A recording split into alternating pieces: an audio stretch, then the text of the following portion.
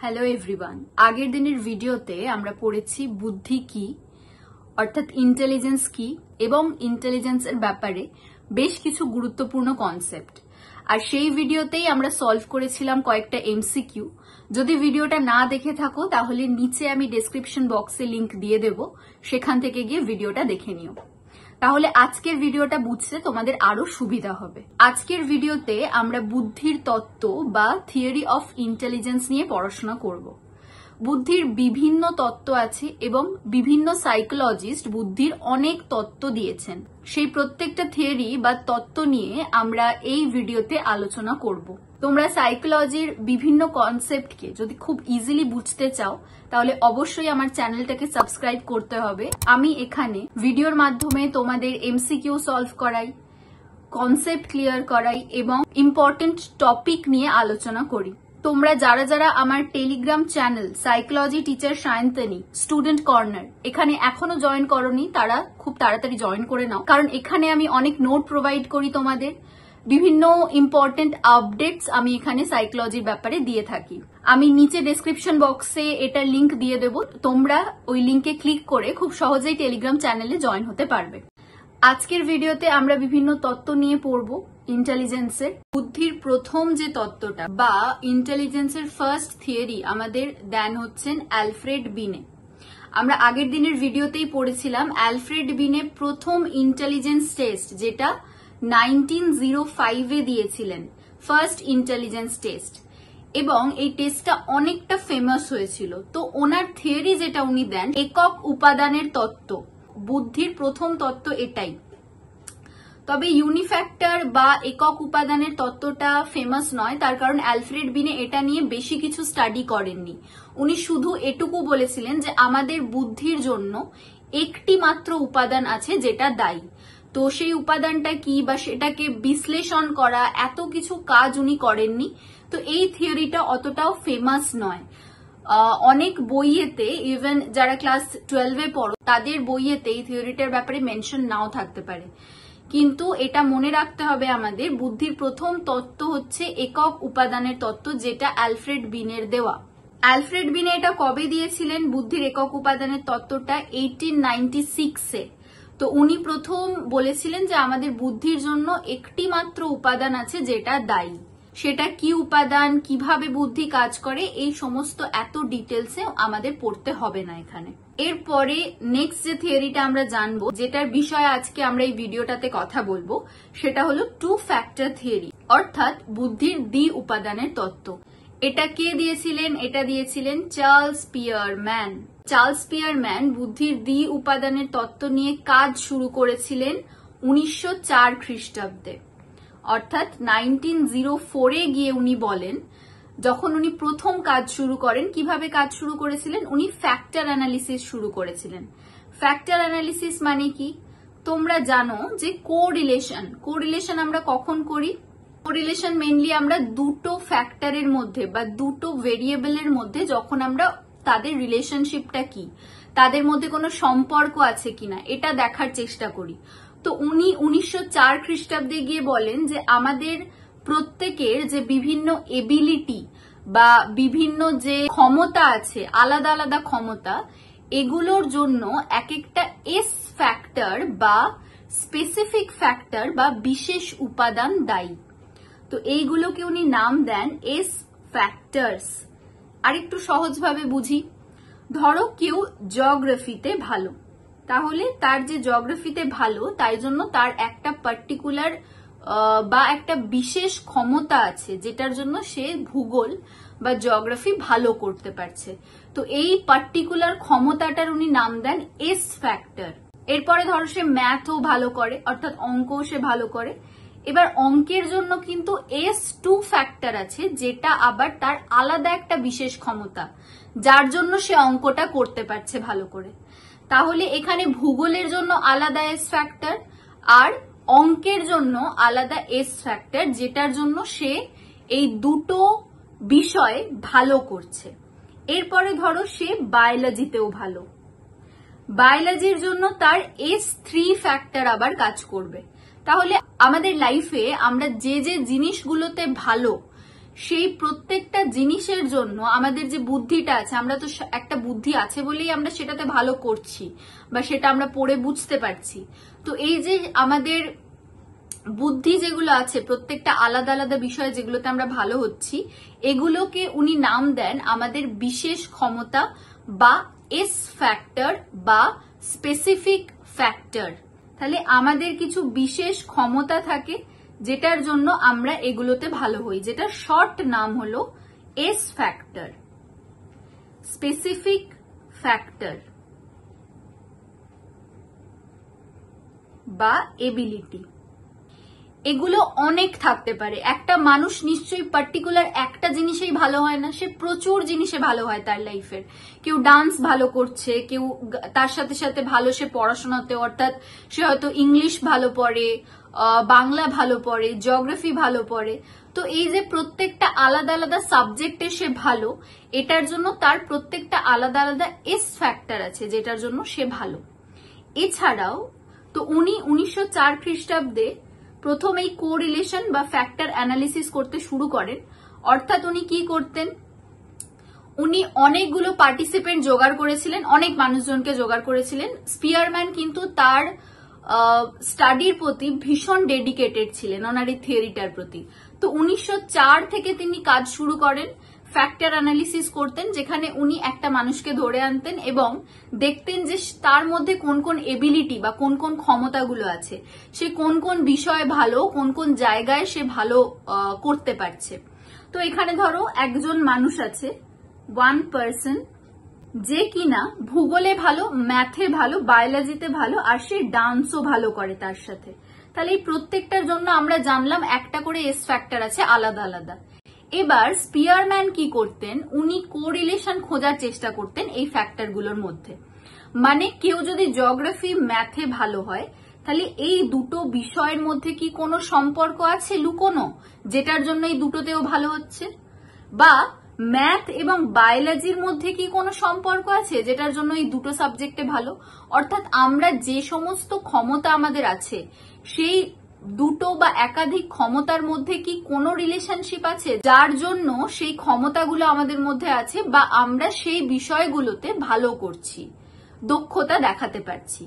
অনেক মানুষের ওপর এই স্টাডি করার পর উনি 1927-এ একটা কনক্লুশনে আসেন যে আমাদের অনেকগুলো এস ফ্যাক্টর যেমন থাকে, মেনি এস ফ্যাক্টরস, কিন্তু এর মধ্যেই আমাদের একটা জেনারেল ফ্যাক্টর থাকে বা সাধারণ বুদ্ধি থাকে। অর্থাৎ অনেকগুলো আলাদা আলাদা ক্ষমতা বা আলাদা আলাদা বুদ্ধির জন্য একটা সাধারণ বুদ্ধিও থাকে, যেটা আমাদের প্রত্যেকটা বিষয়ে কন্ট্রিবিউট করে। প্রত্যেকটা বিষয়ে যে আমরা ভালো হচ্ছি, এটার জন্য একটা জি ফ্যাক্টর আছে, তার জন্য আমরা প্রত্যেকটা বিষয়ে ভালো হচ্ছি। তাহলে এস ফ্যাক্টর বা বিশেষ ক্ষমতা আমাদের অনেকগুলো থাকতে পারে, কিন্তু আমাদের একটা সাধারণ ক্ষমতা থাকে। তাহলে 1 জি ফ্যাক্টর বা সাধারণ ক্ষমতা, যেটার জন্য আমরা এই প্রত্যেকটা সাবজেক্টে ভালো করছি। তাহলে এটা আমরা একটা ডায়াগ্রামের মধ্যে বুঝবো।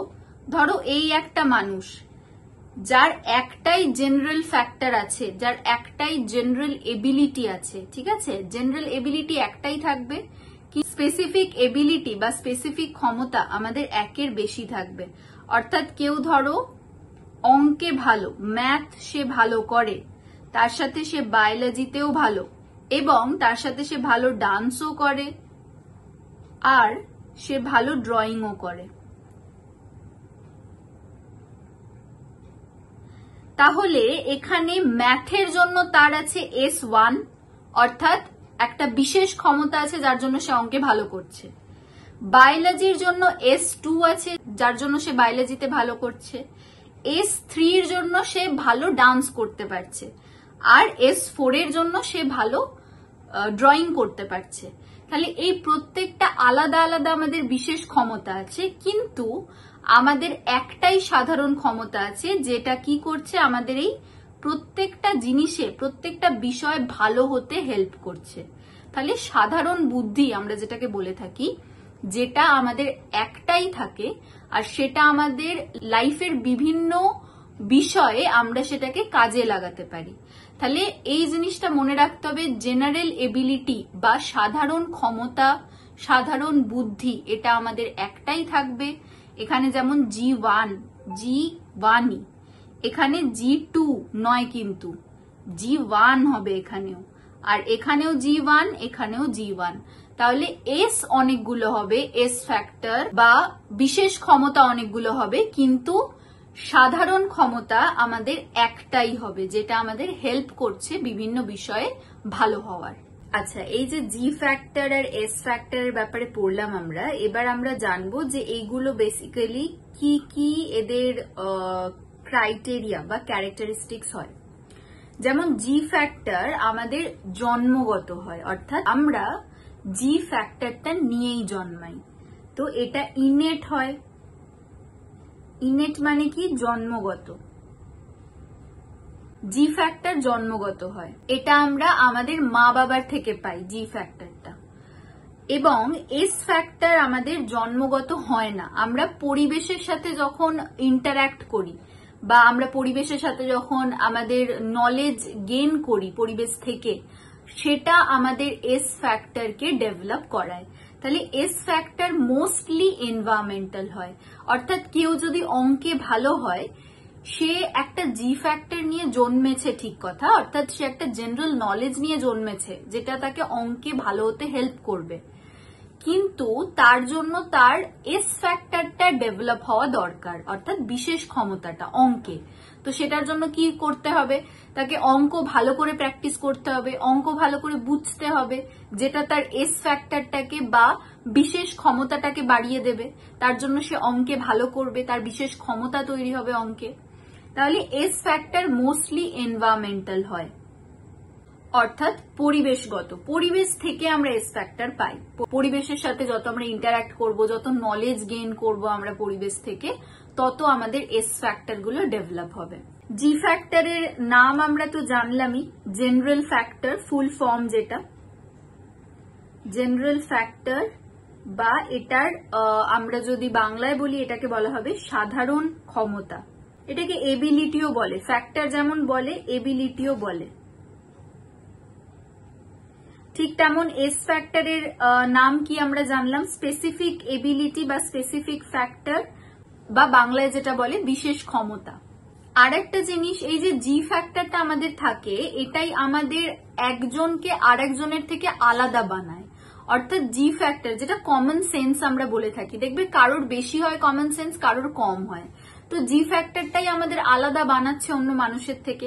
কারণ এস ফ্যাক্টর কি, আমরা ডান্সে ভালো, কেউ ডান্সে ভালো, অন্য কেউ ডান্সে ভালো হতে পারে, কিন্তু আমি আমার জি ফ্যাক্টরের জন্য বা সাধারণ ক্ষমতার জন্য আমি এটা বুঝতে পারছি যে কোন কোন জায়গায় আমি নাচের কোন কোন স্টেপ গুলোকে অ্যাপ্লাই করব। তো সেটা আমাকে আরেকজনের নাচের ক্ষমতা থেকে আলাদা করছে। তো আমাদের এই যে জি ফ্যাক্টর, এটা mainly responsible for individual differences.